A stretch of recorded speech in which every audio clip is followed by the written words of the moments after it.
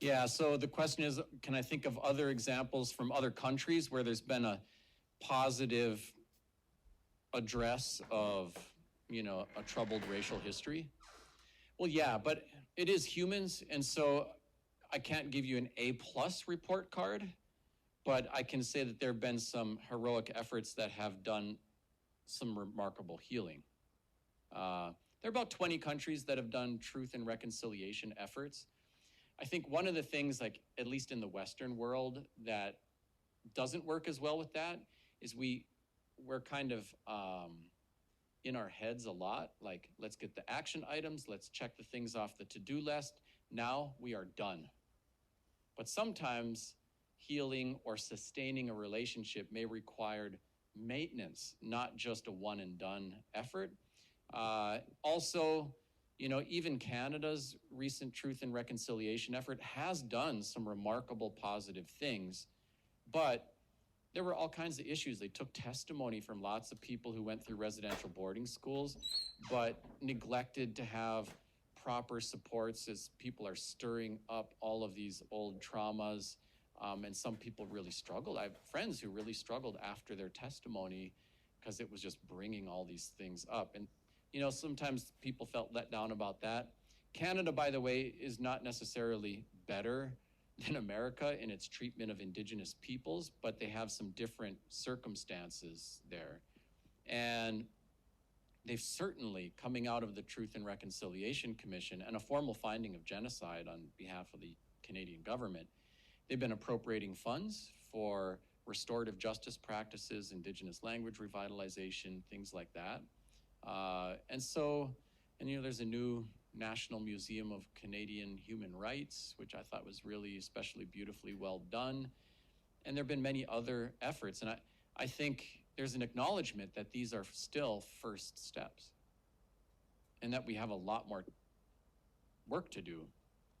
But I think those provide positive examples. And one of the things that when I'm speaking to people from, marginalized communities, a lot of us are like, this stuff should have been worked on hundreds of years ago, too little, too late, and people are angry and they're hurting. And at the same time, one of the messages there is, I get that, I feel that, I'm with you in that, but we still, without giving people a pat on the back or a pass for everything, we still have to applaud, encourage, and support those tentative first steps from people for whom that takes tremendous courage to take even the most timid first steps, so that we don't chase everybody away from the table and complain about eating alone.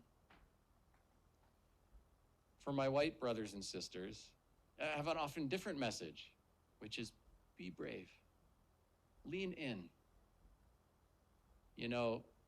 Our difficulty often stems from an unreasonable expectation to be racially comfortable all the time. When we bring a child into the world, we don't expect parenting to be comfortable. We know there will be fevers and puke and up all night and ornery teenagers, and because that's the expectation, being a parent can be one of the most beautiful and rewarding things that a person does. Because we fall in love with our kids. And then we're motivated to figure out the fevers and the puke and the up all nights, right? What if we didn't just profess, but actually did love our neighbors as ourselves? What if we really loved justice? Not just in a performative way. I love justice, but we really loved it. We'd be willing to endure some discomfort to see our neighbors get what they need and to see justice done, right? So the message there is be brave, lean in, we can do this together.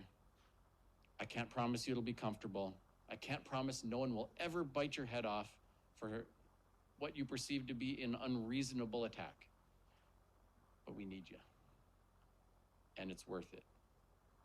And bravery is not rewarded 100% of the time, 100% of the ways you want. But in the long run, that's what will heal our families. so that our grandkids don't have to deal with this.